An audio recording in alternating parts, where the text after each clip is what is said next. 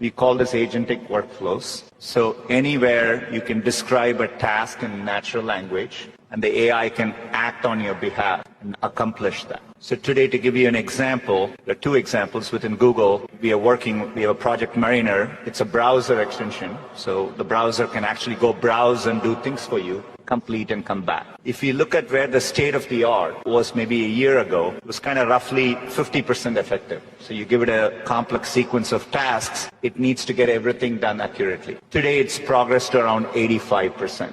Right? And so, but that shows the progress. Similarly for coding, as a software engineer at Google, today when you're programming, the AI is there on the side, it gives you suggestions and you accept it. But we are now working on where you can give it instructions, it'll automatically go and write the program and get it done. And now imagine the impact of this agentic use cases working horizontally across many, many tasks. I think that's going to be very, very powerful. So the real promise of having an AI assistant in the context of anything you're doing, be it while learning something, a radiologist looking at images, a doctor engaging with the patient, all of that is going to be assisted, and it's going to deeply be embedded in your workflows. That is as real as it gets in a 2 to 4 year time frame, and you can imagine the impact from a productivity standpoint, and I think that's one of the most tangible opportunities. I think it's very, very real that will happen.